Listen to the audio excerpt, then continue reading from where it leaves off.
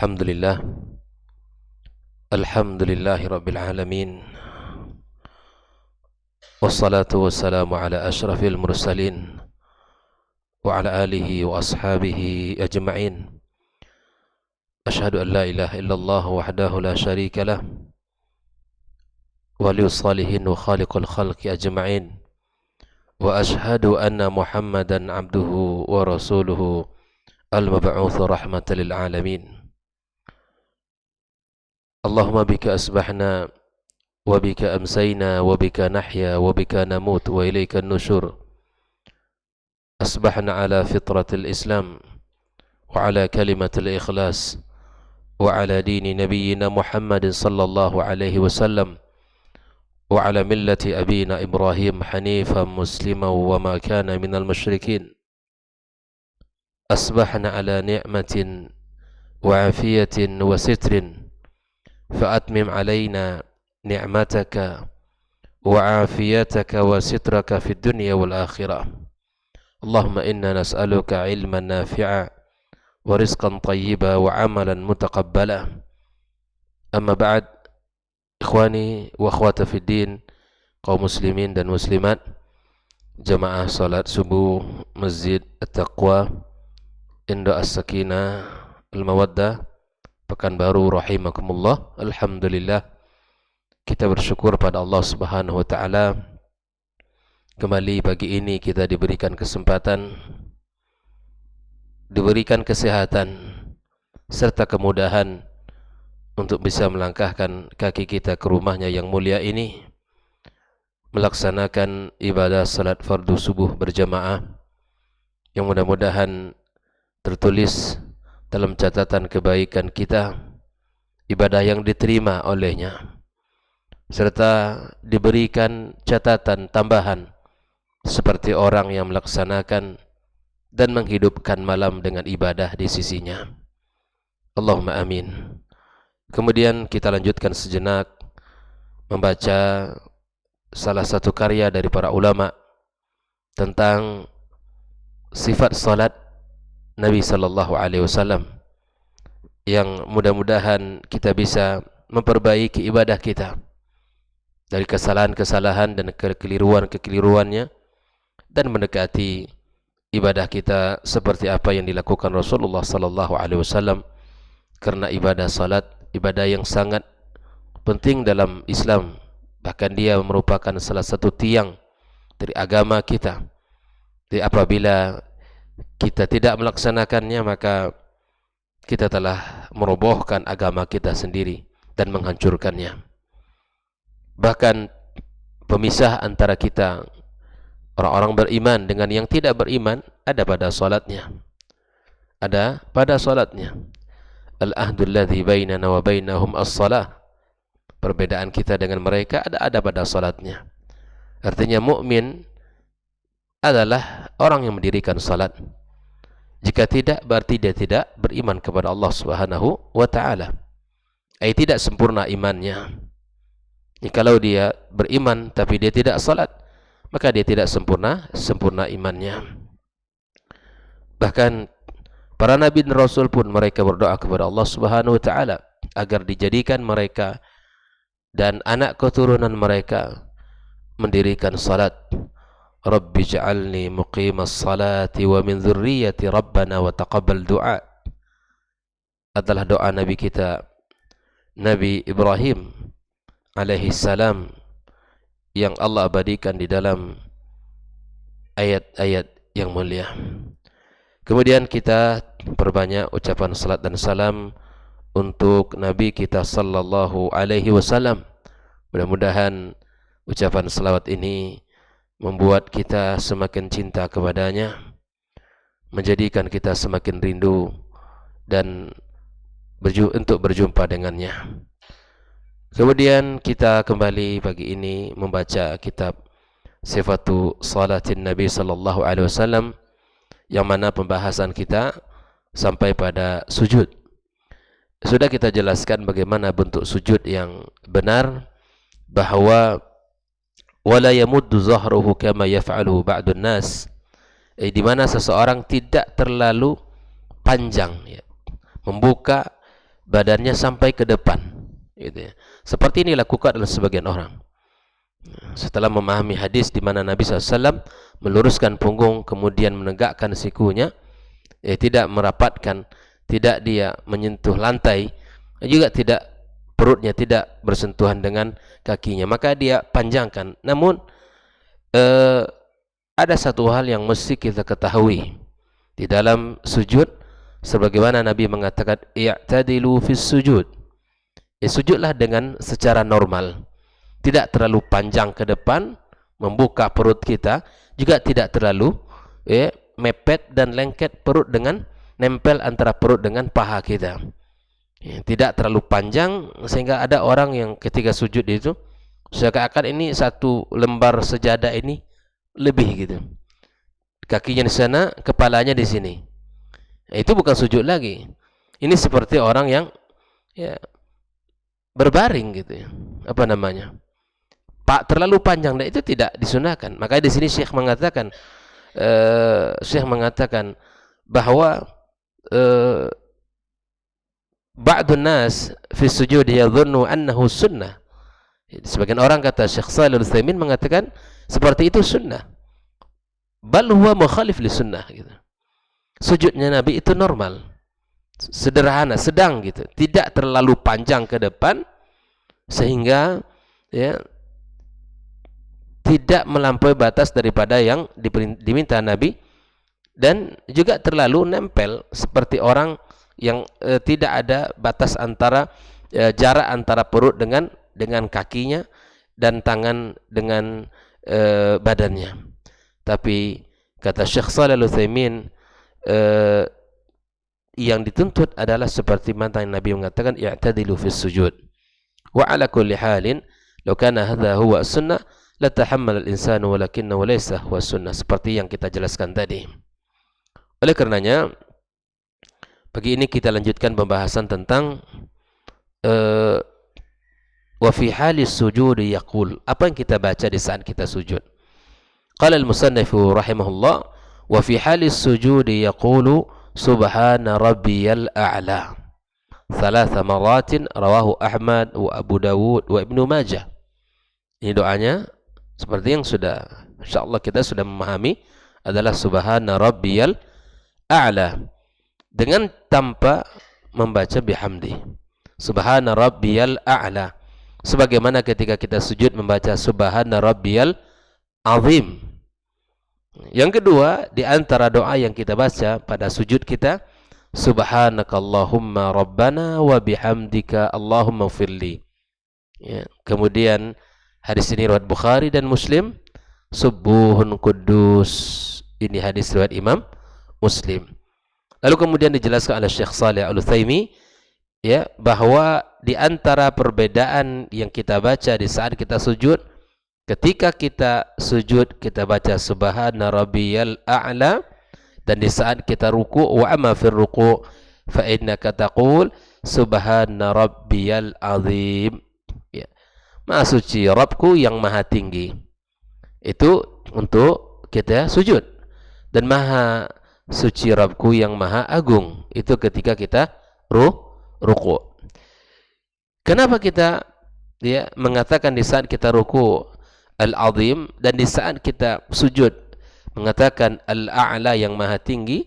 Karena kata Syekh Shalih Al-Utsaimin, karena ketika seorang hamba belum sempurna belum sempurna sujudnya, atau belum sempurna dia menunduk ke hadapan Allah, maka kita agungkan Allah dengan seagung-agungnya.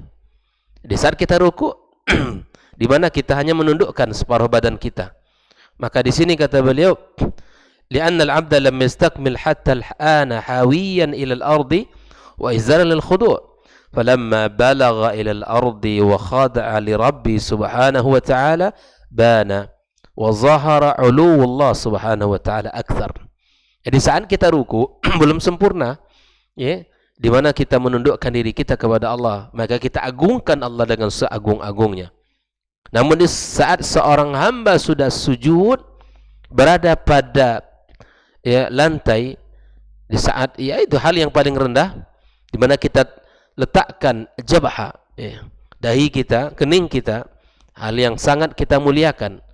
Ya, tidak ada orang yang senang dan ridho kalau dilakukan sesuatu terhadap keningnya.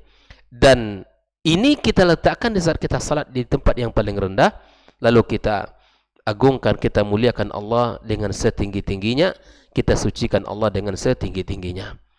Allah yang maha tinggi, Allah yang maha mulia, Allah yang maha segala-galanya. Kita makhluk yang lemah yang tidak memiliki apa-apa. Ini. Wa qala al-musannif rahimahullah wa yukthiru fi sujudu min ad-du'a.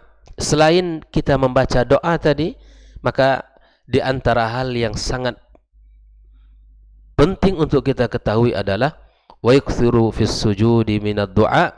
Kita perbanyak di saat kita sujud itu membaca doa. Liqaulin Nabi sallallahu alaihi wasallam, ala wa inni nuhitu an aqra al-Qur'ana raqi'an aw sajidan. Di mana saya dilarang membaca Al-Quran di saat aku sujud dan ruku'. Fa amma ar-ruku', kata Nabi, fa'azzimu fihi ar-rabb.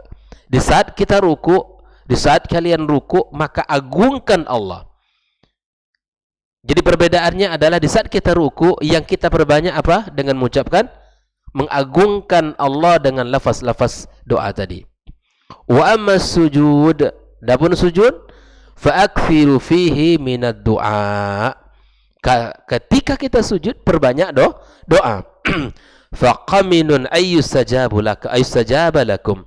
Maka karena waktu sujud doa kita diharapkan lebih utama untuk dikabulkan Allah Subhanahu wa taala.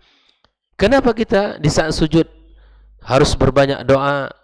Qala al-musannif li'annahu aqrab ma yakunu min rabbih fi hadzal hal.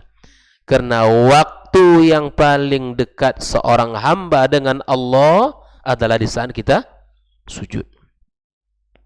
Ini rahasianya. Maka Nabi SAW mengatakan aqrab ma yakunu al-'abdu min rabbih wa huwa sajid. Gak ada waktu yang paling dekat seorang hamba kepada Allah kecuali ketika sujud. Kalau kita ingin dekat dengan Allah, maka perbanyaklah sujud.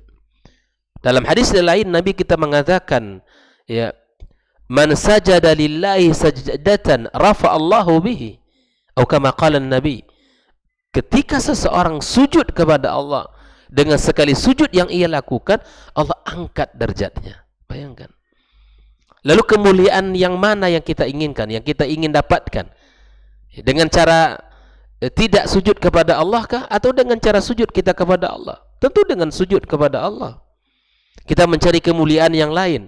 Dengan ketenaran, dengan harta, dengan jabatan, semua. Tidak. Itu semua tidak ada lambang kemuliaan di sisi Allah. Lambang kemuliaan kita adalah dengan mendekatkan diri kita kepadanya.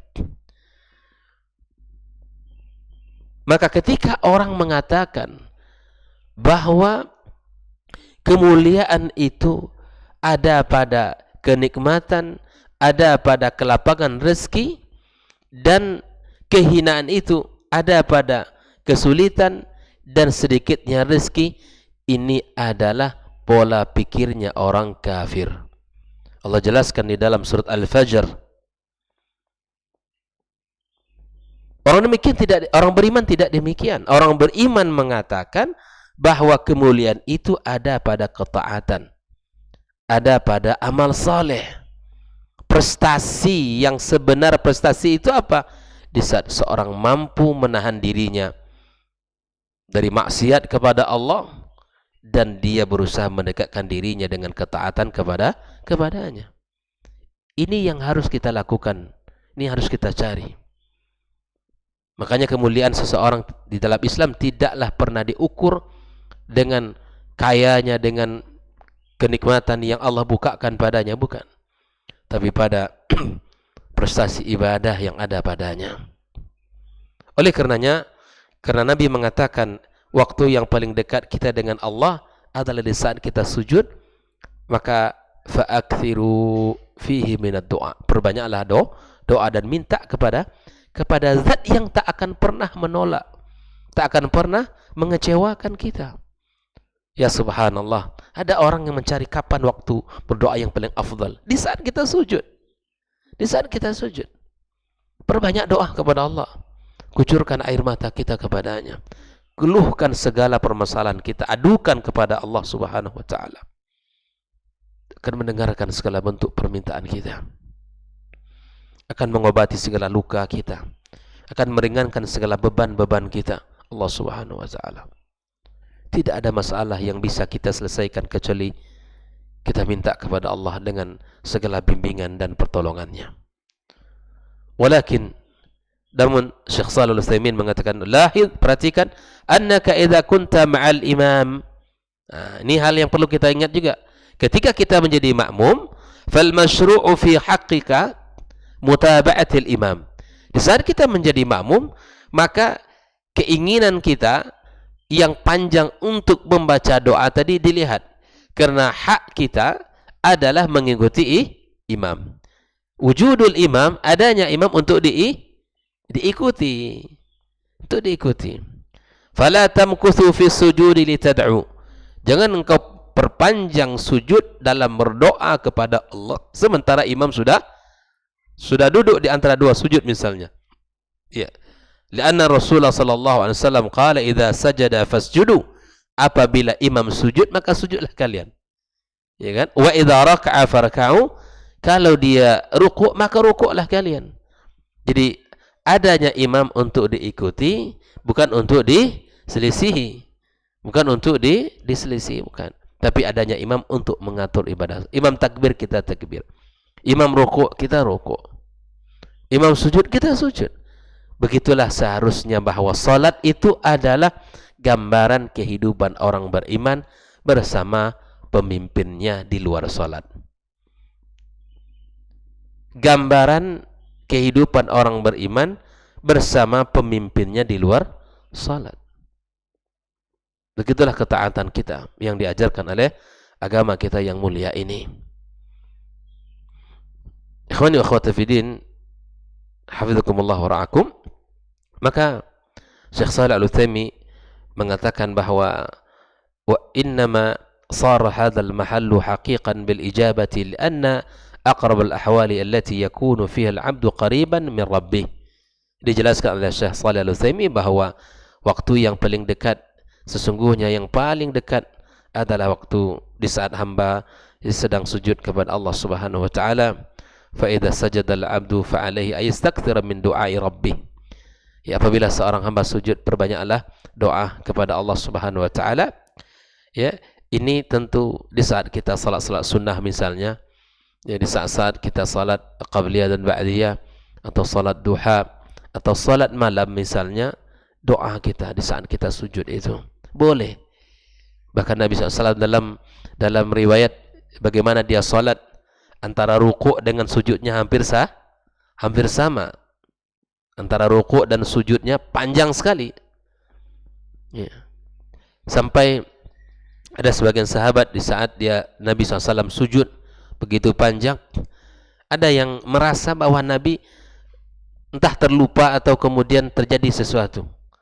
Karena begitu panjang sujudnya Nabi Sallallahu Alaihi Wasallam. Maka inilah sebuah kemuliaan yang Allah berikan. Tidak di saat kita sujud, mari kita perbanyak doa kita kepada Allah Subhanahu wa taala. Karena doa adalah ibadah dan doa adalah senjata kita dan rahasia kita dengan Allah Subhanahu wa taala yang kita minta. Walil ma'mumi ma imamihi arba'atu ahwal. Antara makmum dengan imam ada 4 kondisi. Yang pertama, halul musabaqah. Di saat kita melebihi dan cepat, ya. Wa halun muharramah. Fala yajuz lil musalli ayasbiqa imama wa qad tubtilu as-salata bi ahwali laysa hadha mahallu bayaniyah. Yang pertama, di mana antara imam dengan makmum, di saat makmum mendahului imam, imam belum rukuk, kita sudah rukuk, gitu kan? Imam sudah belum sujud, kita sudah sujud. Maka dalam kondisi ini tidak dibenarkan. Tidak dibenarkan. Ya, maka bisa jadi ini akan membatalkan salat. Yang kedua, kondisi halul mu'asarah, seiring serentak dengan imam. Wa ayattafiqal ma'mum wal imam jami'an fil fi'li min ghairi ayataqaddama al ma'mum ala imamih. hadhihi makruhatun karahiyatan syadidah. Ya.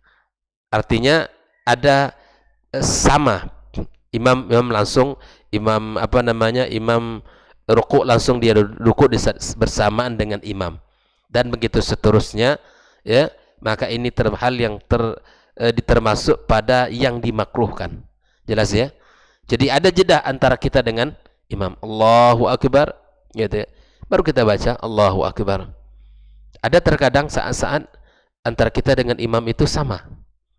Ya, tanpa inti betam, kadang kita agak sedikit lalai dalam solat kita, barangkali kita ya, disebutkan dengan hal-hal di luar solat, maka imam baru bangkit dari rukuk, kita pun sudah, maka kemudian al-mu'asarah ini, maka ini kata Syekh Shalih Al-Utsaimin, wa hadhi makruha, ya, karahiyatan syadida. Yang ketiga, hal al-mutaba'ah, mengikuti. Nah, ini yang dipentingkan, hal mengikuti, an ta'tamir biqaulin Nabi sallallahu alaihi wasallam, fa idza kabbara fakabbiru. Jika imam takbir maka kalian takbir. Di situ ada mutaba'ah. Wa idza raka'a farka'u. Kalau dia sudah sujud, sujud kalian. Ada sedikit perbedaan. Wa idza sajada fasjudu. Kalau dia sudah sujud maka sujud. Fatakunu mutabi'an lil imam fi fi'lihi ba'da inqidha'ihi min. Mengikuti imam setelah imam melakukannya, ya, maka ini yang dianjurkan. Jelas ya? Allahu akbar, baru kita takbir. Jangan imam Allah, kata imam, kita langsung pula dengan mengatakan Allahu akbar. Tapi Allahu akbar, kita setelah itu baru bertakbir. Ketika imam ruku, maka kita pun mengikutinya. Misalnya kata beliau, fa idza qala al-imam Allahu akbar, taqulu Allahu akbar. Wa idza qala al-imam sami Allahu liman hamida, tarfa' wa taqulu rabbana walakal hamdu, dan begitu seterusnya sampai ketika sujud. Nah, ini dia. Jadi kondisi yang ketiga itulah kondisi mutaba'ah, di mana kita mengikuti imam setelah imam membaca dan membaca zikir-zikir di dalam salatnya. Kemudian wa mimma yunabbahu ilaiha huna fi ahamiyatil mutaba'ah wa athar ta'zim sunnah. Jadi antara urgennya kita mengikuti imam, dan ini merupakan salah satu bentuk mentakzim sunnah. Anna idraka takbiratul ihram la yakunu fi asahil aqwal wa huwa asahul wujuh inda Syafi'iyyah illa bi an taqul Allahu akbar ba'da qauli imamika Allahu akbar. Ini ketika kita imam membaca, ya kita juga membaca, setelah imam membaca kita mengucapkannya. Kemudian yang keempat, halur rabi'ah, halut takhalluf. Halut takhalluf itu kita di mana tidak mengikuti imam, ya, di mana ayata'akhir 'anil imami bihaits yanqadil imam minar rukni wa la zal al musalli baqiyan fihi wa hadhi halun makruhatun. Ini terlalu lambat, ya. Ada orang imam sudah imam sudah sujud, dia masih ruku. Nah, ini makruh juga. Ini makruh juga, kata Syekh Shalih Al-Utsaimin. At-takhalluf, terlalu lambat, ya, lama tinggalnya dia dari imam. Ya, tidak dianjurkan. Wa ayyata'akhir 'anil imam, terlambat, ya, dari gerakan imam, bihaitsu yanqadi al-imam min ar-rukun, ketika imam selesai dari satu rukun tapi dia masih dalam melaksanakan. Seperti yang saya sampaikan tadi, misalnya di saat imam sudah ingin sujud, dia masih ruku, padahal kan i'tidal sudah lewat, ya, maka ini misalnya seperti itu. Jadi banyak terkadang dalam gerakan-gerakan itu terlalu lambat dari gerakan imam. Nah, inilah 4 hal yang dijelaskan oleh Syekh Shalih Al-Utsaimin di dalam salat itu.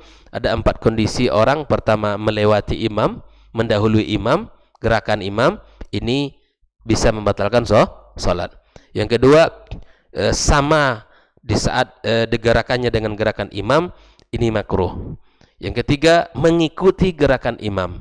Mengikuti artinya setelah imam takbir kita takbir, setelah imam ruku kita ruku, dalam pembacaannya kita baca, mengikuti langsung, tapi di situ ada sedikit jarak antara gerakan imam dengan gerakan kita, dan ini yang dianjurkan. Kemudian yang terakhir, at-takhalluf, di mana gerakan makmum terlalu lambat dari gerakan imam sehingga imam telah berpindah kepada rukun yang lain, dia makmum masih dalam rukun yang lain. Nah, ini juga tidak dianjurkan, dimakruhkan dalam gerakan salat kita. Maka itulah kita, subhanallah, di saat kita belajar kita akan bisa menta'zimkan sunnah Rasulullah SAW, dan kita bisa memuliakan apa yang diajarkan oleh Rasulullah sallallahu alaihi wasallam dalam ibadah salat kita. Wa sallallahu ala nabiyyina Muhammadin wasallam. Ini yang bisa kita bahas pada pagi ini. Insyaallah kita lanjutkan pada pembahasan berikutnya, itu tentang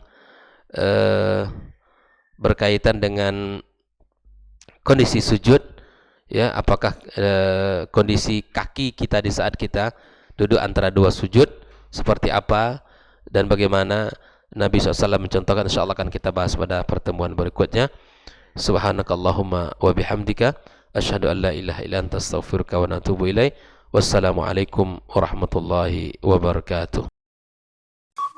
Dr. Dasman Yaya Ma'ali LCMA Hafizahullah, Dr. Helmi Basri LCMA Hafizahullah, Dr. Hidayatullah Ismail LCMA Hafizahullah.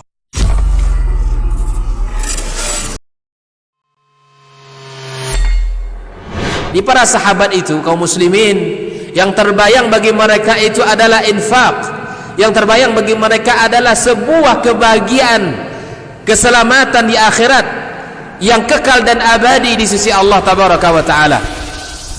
Semua kita boleh klaim sekarang, kamu cinta Nabi, cinta Ustaz, cinta Nabi, cinta Ustaz, termasuk saya, cinta Nabi, cinta. Kapan tahunya? Besok di akhirat. Maka apa kata Nabi sallallahu alaihi wasallam? Amalur rajuli biyadihi. Penghasilan yang terbaik adalah pekerjaan yang dilakukan oleh seseorang dengan tangannya sendiri. Wa kullu bai'in mabrur. Dan setiap jual beli yang mabrur.